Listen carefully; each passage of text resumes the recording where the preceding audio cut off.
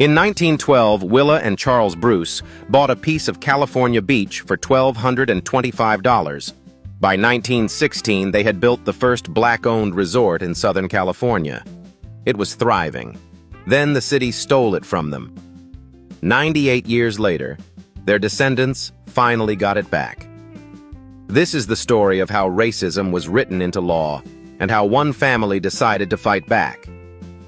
After being turned away from every other beach on the California coast because they were black, Willa and Charles Bruce decided to build their own. They purchased property in Manhattan Beach on February 19, 1912.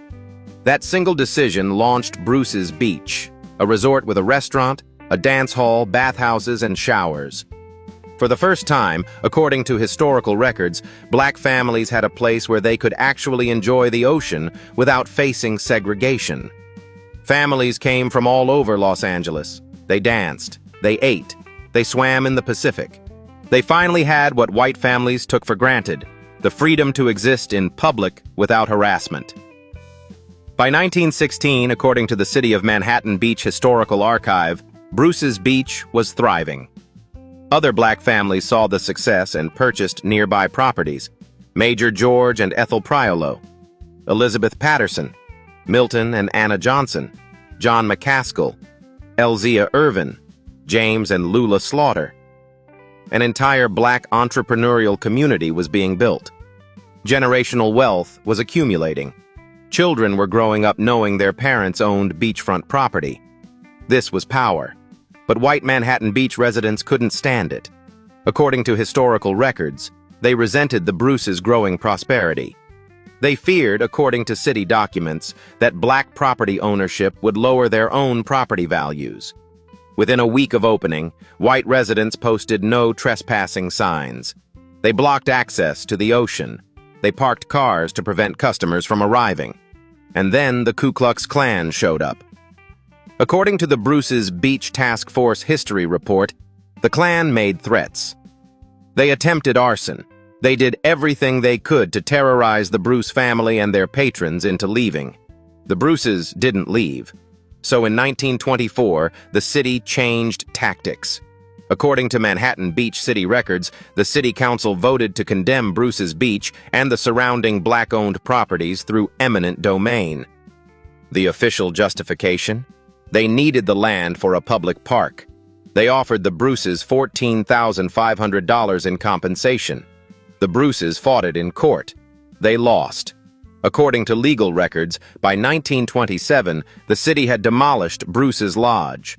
By 1929, every building on the property had been razed. The city then left the land vacant for 30 years. No park, no development, nothing. Just empty land where black entrepreneurship used to be. For 98 years, the descendants of Charles and Willa Bruce carried the story of stolen land. Then in 2020, after George Floyd was murdered, something shifted. According to LA County Supervisors Janice Hahn and Holly Mitchell's records, they announced in April 2021 that they intended to return the property to the Bruce family. It required changing state law. State Senator Stephen Bradford authored Senate Bill 796, which California Governor Gavin Newsom signed on September 30, 2021. That single signature made it possible to undo nearly a century of theft. On July 20, 2022, according to the Los Angeles County Board of Supervisors' unanimous vote, Marcus and Derrick Bruce, the great-grandsons of Charles and Willa, received the deed back. Prime oceanfront property, 7,000 square feet, valued at approximately $20 million. For the first time in American history, according to the Bruce family attorney George C. Fothery, the government had returned property to a black family after acknowledging it had been improperly taken. This was more than a real estate transaction. This was reparations. But here's the profound part.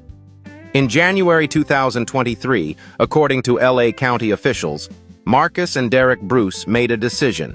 They sold the land back to the county for $20 million. They didn't hold on to it. They accepted the county's offer and took what should have been theirs a century ago.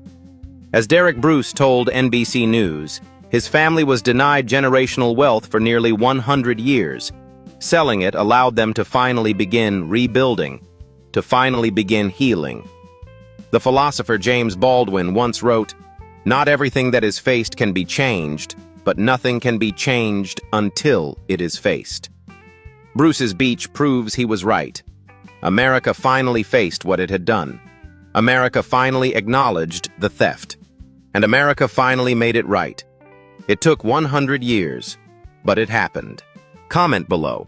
Did this story move you? What do you think this means for other black families who had land stolen from them? Share this with someone who doesn't know that reparations are possible. Subscribe to Ikamafuna History TV because these are the stories that prove America's wrongs can be righted, if we're willing to face them, acknowledge them, and act on them. What stolen land story do you want us to investigate next? Let's keep uncovering the truth.